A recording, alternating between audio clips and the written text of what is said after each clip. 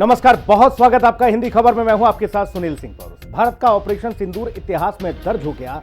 इस ऑपरेशन ने दुनिया को भारत की ताकत का अंदाजा करा दिया। पाकिस्तान को भारत के खिलाफ चलना भारी पड़ गया। ऑपरेशन सिंदूर की शुरुआत भारत ने आतंक के खिलाफ की थी, लेकिन पाक सेना ने इसे अपना बना लिया। भारत की जवाबी कार्रवाई में पाकिस्तान के सैन्य ठिकानों को भारी नुकसान पहुंचा और इसकी नई सैटेलाइट तस्वीरें भी सामने आई हैं। रिपोर्ट देखिए।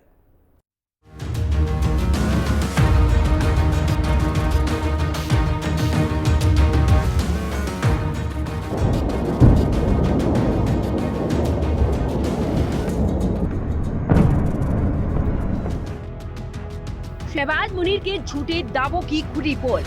सैटेलाइट तस्वीरों से पाकिस्तान बेनकाब। भारत ने जो दुनिया को दिखाया, सैटेलाइट इमेज ने भी उसे ही सच माना। मुरीद में 30 मीटर गड्ढा, यूएवी कॉम्प्लेक्स पूरी तरह तबाह, नूर खान एयरबेस बर्बाद, हमले में धुआं हुआ ट्रक। भारत के ब्रह्मोस ने मचाया बवंडर, पाकिस्तानी एयरबेस को बनाया खंडर। पाकिस्तान में तबाही का इससे बड़ा सबूत नहीं मिलेगा।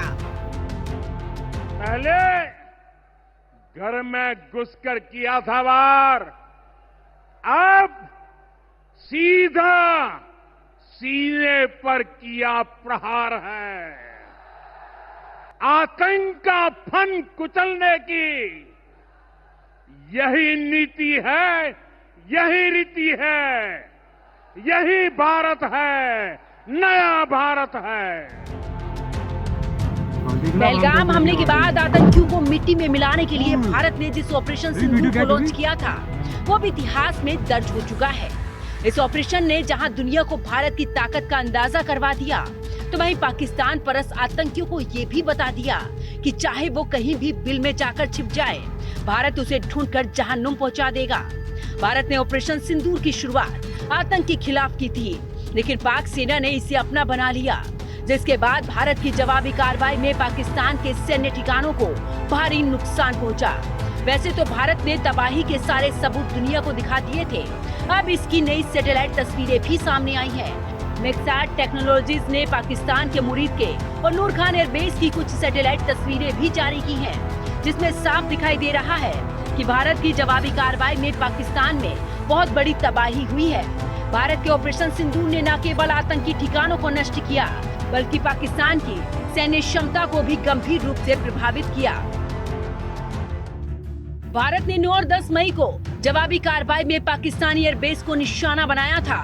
भारत ने पाकिस्तान के 11 एयरबेस को ब्रह्मोस मिसाइल से तबाह और बर्बाद कर दिया था, जिसमें नूर खान मुरीद के सरगोदा, रहीम यार खान जैसे एयरबेस शामिल हैं। 6 सैटेलाइट तस्वीरों से ये पता चला है कि इस हमले में पाकिस्तान के नूर खान एयरबेस का पूरा परिसर ध्वस्त हो गया, जबकि मुरीद के में कमांड सेंटर और पॉसिबल अंडरग्राउंड स्ट्रक्चर को भारी नुकसान पहुंचा। सैटेलाइट पिक्चर्स रोज आ रही हैं, जिससे साफ तौर पर नजर आ रहा है कि पाकिस्तान में जबरदस्त तबाही मचाई है। हिंदुस्तान के पहले अटैक हुआ जो उनके मुरीद के उनका टेरेस की यूनिवर्सिटी थी और भावलपुर, उसमें बहुत बड़े पैमाने पर नुकसान हुआ। जहां उनका कमांड सेंटर था वो भी कम्प्लीटली नष्ट हो गया। और जो नूर खान एयर बेस है वो पाकिस्तान का बहुत ही इम्पोर्टेंट महत्वपूर्ण बेस है, जो वास्तव में F-16 का और J-7 और J का एक बेस है। साथ ही साथ उसी के पास में कराना हिल्स है, जहाँ पे उन्होंने बहुत बड़े पैमाने पर अपने मुद्दे भारतीय वायुसेना ने हवा से दागी जाने वाली क्रूज मिसाइलों, लंबी दूरी से मार करने वाले हथियारों और अलग अलग तरह के घूमते रहने वाले हथियारों का इस्तेमाल कर पाकिस्तान में भूचाल मचा दिया था। पाकिस्तान पर जवाबी हमले के लिए भारत ने ब्रह्मोस, हैमर और स्कैल्प मिसाइलों का इस्तेमाल किया था, जो अपनी एक्यूरेसी और डिस्ट्रक्टिव पावर के लिए जाने जाते हैं। यही वजह थी कि भारत के महज 22 मिनट के हमले के बाद पाकिस्तान घुटनों के बल गिरकर गिड़गिड़ाने लगा, जिसके बाद पीएम मोदी ने पाकिस्तान पर बारूदी प्रहार रोक कुछ दिनों के लिए लगा दिया था। लेकिन पाकिस्तान पर भारत की कूटनीतिक स्ट्राइक अभी भी जारी है। ऑपरेशन सिंदूर के बारे में दुनिया को बताने और आतंकवाद पर पाकिस्तान की पोल खोलने के लिए अलग अलग देशों में भारत का डेलीगेशन यात्रा कर रहा है। इसी बीच मैक्सैट टेक्नोलॉजीज ने भी सैटेलाइट तस्वीरों के जरिए पाकिस्तान को आईना दिखाने का काम किया है। और पाकिस्तान जो ये दावा कर रहा था कि उसने भारत के हमलों को रोक लिया था, सैटेलाइट तस्वीरों ने उसकी पोल खोल कर रख दी है। पाकिस्तान जो है 2019 की एक चाइना की ड्रिल की फोटो दिखा रहा है, जिसमें शहबाज शरीफ भी हैं, उनके मुनीर खान भी हैं, अफसर मुनीर भी हैं और कुछ और लीडर्स भी हैं, और ये उसके माध्यम से दर्शाने की कोशिश कर रहे हैं कि हिंदुस्तान के खिलाफ पाकिस्तान ने बहुत बड़ी जीत हासिल की, जबकि सैटेलाइट पिक्चर्स दुनिया को साफ तौर पर दर्शा रही है कि पाकिस्तान ने बहुत बड़े पैमाने पर मार खाई है और जो उसका मेन एयर बेस है बहुत बुरी तरह से ध्वस्त हुआ है, और बाकी भी जो उसके एयर बेसेस थे सारे के सारे जो है बहुत ही बुरी तरीके से ध्वस्त हुए। खास करके नूर खान, ये जो बेस था, इसी को देखकर सुबह 2:30 बजे आसिफ मुनीर ने शहबाज शरीफ को जगाया और कहा कि हिंदुस्तान के साथ से द्वार लगाइए। मैक्सैट टेक्नोलॉजीज ने पाकिस्तान के नूर खान एयरबेस की जो सैटेलाइट तस्वीरें जारी की हैं, उसमें 10 मई को भारत ने 2 विशेष सैन्य ट्रकों को नष्ट किया और रनवे के किनारे एक बड़ा गड्ढा बनाया। लेकिन 23 मई की तस्वीर में नूर खान पर एक पूरा परिसर करीब 7000 वर्ग फुट ध्वस्त दिख रहा है, जो बताता है कि नुकसान पहले के अनुमान में कहीं ज्यादा था। एक्सपर्ट्स का मानना है कि नुकसान की मरम्मत असंभव होने के कारण पाकिस्तान ने परिसर को पूरी तरह ध्वस्त कर दिया। बताया जा रहा है कि हमले से न केवल टारगेटेड एरिया बल्कि आसपास की इमारतों में भी आंतरिक और संरचनात्मक नुकसान हुआ। सार्पेनल और आग से बिजली के तार और सिस्टम प्रभावित हुए हैं, जिससे परिसर को ठीक करना असंभव हो गया। नूर खान पाकिस्तान की सैन्य और परमाणु सुविधाओं यानी कि स्ट्रेटेजिक प्लान्स डिवीजन के करीब है। यहाँ C-130 हरक्यूलिस और IL-78 जैसे विमान तैनात रहते हैं और इस हमले में पाकिस्तान की हवाई और लॉजिस्टिक कैपेबिलिटी को भी गंभीर रूप से प्रभावित किया। नूर खान एयरबेस जो है ये इस्लामाबाद के नजदीक है, ये चकलाला में है, और ये जो पाकिस्तान का जो मेन एयरबेस है ये इसको माना जाता है। न्यूक्लियर अटैक के लिए करने हैं एयरक्राफ्ट, वो यहाँ पर है। और दूसरी चीज है जो रिकॉनेसेंस के लिए फाइटर जेट्स वगैरह जो हैं, इनके 5 स्क्वाड्रन अंदर हैं जो बड़े इंपॉर्टेंट स्क्वाड्रन्स हैं पाकिस्तान के एयरफोर्स के लिए। इसके अलावा हैंगर्स वगैरह भी हैं जहां पर इनके C-130 हरक्यूलिस वगैरह जो हैं।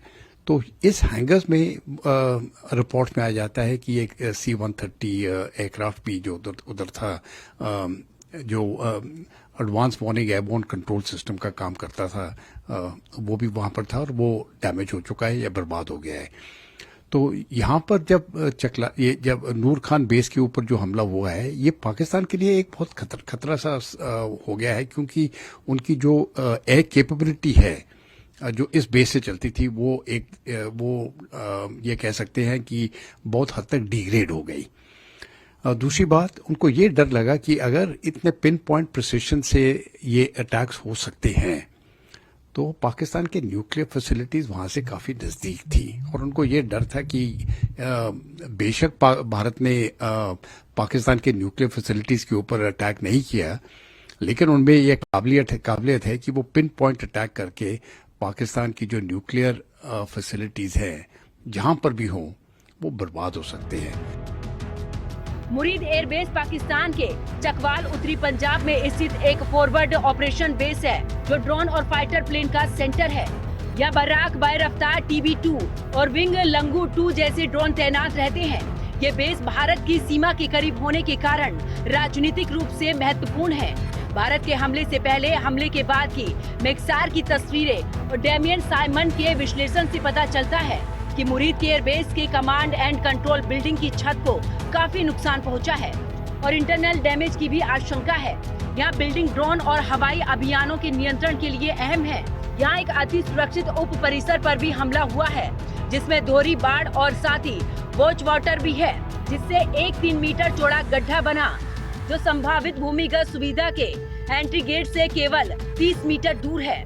बताया जा रहा है कि परमाणु हथियार से संबंधित उपकरण या भंडारण हो सकता है और भारत के हमले ने मुरीद की ड्रोन ऑपरेशन कैपेबिलिटी को कमजोर किया और पाकिस्तान की सीमा पर इंस्टेंट रिएक्शन देने की क्षमता को प्रभावित किया।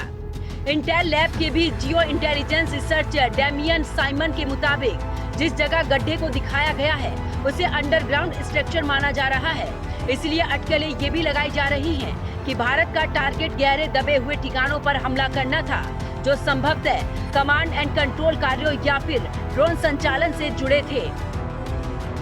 मुरीदके की बात है, ये लश्कर तैयबा का जो हेडक्वार्टर था या कमांड एंड कंट्रोल सेंटर था, ये पूरी तरह से बर्बाद हो गया है। यहाँ पर जो उनकी मेन एडमिनिस्ट्रेटिव बिल्डिंग थी और जो मदरसा था जहाँ पर ये टेररिस्ट को ट्रेन वगैरह करते थे, वो दोनों ख़त्म हो गए और बहुत ज़्यादा भारी तादाद में यहाँ पर टेररिस्ट जो थे वो मारे गए। बेशक उस समय पर हफीज़ सईद जो उसका लीडर है वो उधर नहीं था, लेकिन उसके 10 रिश्तेदार जो हैं वो उस समय पर उधर थे और वो सब टेररिस्ट वहीं पर ही मारे गए। तो ये एक बड़ा झटका लगा है लश्कर तैयबा को, जो एक बड़ा ऑर्गेनाइजेशन है टेररिस्ट का। इसके साथ ही दूसरी जगह पर जैश ए मोहम्मद और हिजबुल मुजाहिदीन के ठिकानों के ऊपर भी जो टारगेटेड अटैक्स हुए, उनको भी बहुत नुकसान पहुंचाया गया है। नूर खान एयरबेस पाकिस्तान के परमाणु हथियारों की सुरक्षा इकाई यानी कि स्ट्रेटेजिक प्लान्स डिवीजन के करीब है, जो 170 परमाणु हथियारों की सुरक्षा करता है। भारत ने इन हमलों से रीजनल स्टेबिलिटी और न्यूक्लियर सिक्योरिटी पर भी सवाल उठाए हैं। अमेरिकी रेडियंस मॉनिटरिंग एयरक्राफ्ट के पाकिस्तान पहुंचने की खबरें भी आईं, जो इन हमलों के बाद न्यूक्लियर स्टोरेज की जांच के लिए हो सकता है। भारत सरकार और सेना की ओर से बार बार ये कहा गया कि भारत का टारगेट आतंकी ठिकानों को नष्ट करना था, और अगर पाकिस्तानी सेना ने इंटरफेयर ना किया होता तो भारत की सैन्य ठिकानों को निशाना बनाने की जरूरत ही नहीं पड़ती। ऑपरेशन के बाद एयर मार्शल ए.के. भारती ने बताया कि भारत ने सटीक हमले किए जिसमें न्यूनतम नागरिक नुकसान हुआ। उन्होंने स्वदेशी आकाश वायु रक्षा प्रणाली की तारीफ की, जिसने पाकिस्तानी ड्रोन और मिसाइलों को नाकाम किया। हमारी लड़ाई आतंकवाद और आतंकवादियों के खिलाफ थी, इसलिए 7 मई को हमने केवल आतंकवादी ठिकानों पर ही हमला किया था। पर अफसोस इस बात का है कि पाकिस्तानी सेना ने आतंकवादियों का साथ देना उचित समझा और इस लड़ाई को अपनी लड़ाई बना ली। इस परिस्थिति में हमारी जवाबी कार्यवाही अत्यंत आवश्यक थी और इसमें उनका जो भी नुकसान हुआ वे खुद इसके लिए जिम्मेदार हैं। हमारी तरफ से हमारी एयर डिफेंस सिस्टम्स देश के लिए दीवार की तरह खड़ी थी और इसको भेदना दुश्मन के लिए नामुमकिन था। 22 अप्रैल को जम्मू कश्मीर के पहलगाम में आतंकियों ने 22 पर्यटकों की जान ले ली थी। भारत ने इस हमले का जिम्मेदार जैश ए मोहम्मद और लश्कर ए तैयबा जैसे आतंकी ठिकानों को ठहराया, जो पाकिस्तान से संचालित होते हैं। इसके बाद भारत ने 7 मई को ऑपरेशन सिंदूर की शुरुआत की और पाकिस्तान के साथ पीओके में स्थित 9 आतंकी ठिकानों को एयर स्ट्राइक कर तबाह कर दिया, जिसमें बहावलपुर, मुरीदके और मुजफ्फराबाद शामिल थे। भारत ने इस ऑपरेशन के जरिए 100 से ज्यादा आतंकियों को मिट्टी में मिला दिया, लेकिन इसके ठीक बाद पाकिस्तानी सेना ने भारत के खिलाफ मोर्चा खोल दिया। उसने भारतीय सैन्य और नागरिक ठिकानों पर ड्रोन और मिसाइल से नाकाम हमले किए, जिसे भारत ने अपने डिफेंस सिस्टम से रोक लिया और जवाबी कार्रवाई में 11 पाकिस्तानी एयरबेस को ध्वस्त कर दिया। हाल ही में पीएम मोदी ने बीकानेर दौरे के दौरान इस ऑपरेशन को लेकर कहा था, पाकिस्तान के हमले से भारत के नाल एयरबेस को रत्ती भर भी नुकसान नहीं पहुंचा, जबकि भारत की सेना के अचूक प्रहार ने पाकिस्तान के रहीम यार खान एयरबेस को तहस नहस कर दिया और पाकिस्तान का ये एयरबेस अब भी आईसीयू में पड़ा है। मैं दिल्ली से यहाँ आया तो बीकानेर के नाल एयरपोर्ट पर उतरा। पाकिस्तान ने इस एयरबेस को भी निशाना बनाने की कोशिश की थी, लेकिन वो इस एयरबेस को रत्ती भर भी नुकसान नहीं पहुंचा पाया। और वहीं यहां से कुछ ही दूर सीमा पार पाकिस्तान का रहीम यार खान एयरबेस है।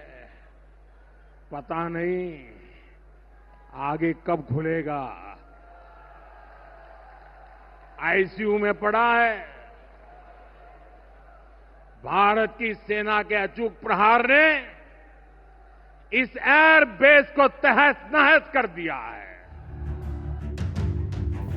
एएनआई ने सूत्रों के हवाले से एक रिपोर्ट में बताया है कि भारत के ऑपरेशन सिंदूर ने पाकिस्तानी वायुसेना को 5 साल पीछे धकेल दिया है।